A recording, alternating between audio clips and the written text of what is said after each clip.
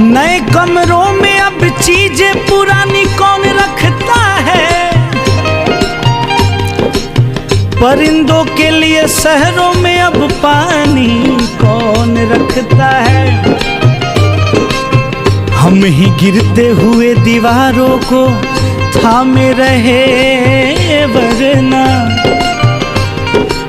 सलीके से बुजुर्गों की निशानी कौन रखता है।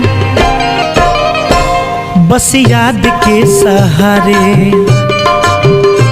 मिलते नहीं किनारे,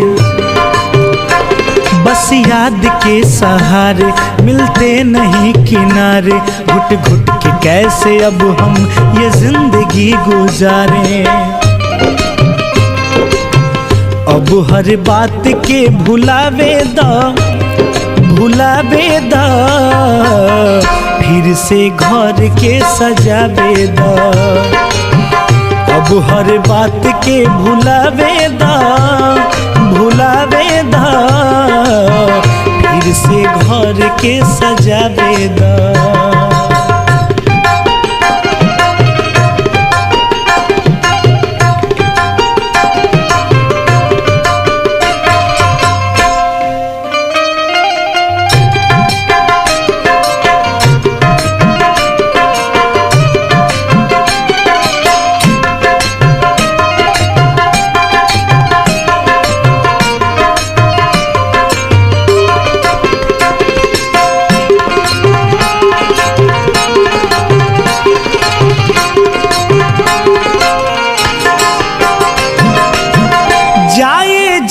जान ले ले लू, उम्र भर खाती दर्द दे दे लू।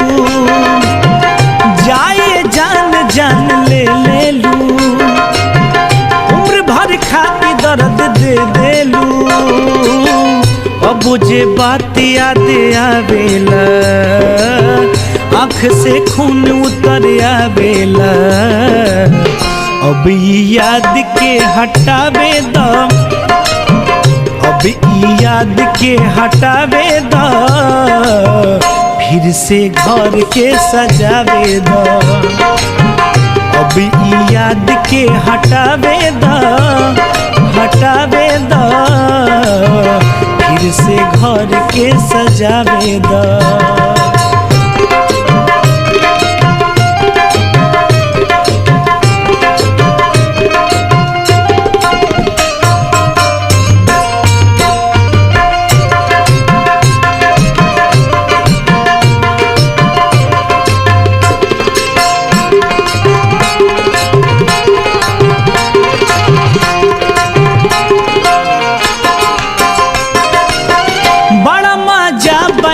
नफरत में रहना चैन कबो दौलत में, बड़ा मजा बयार नफरत में रहना चैन कबो दौलत में।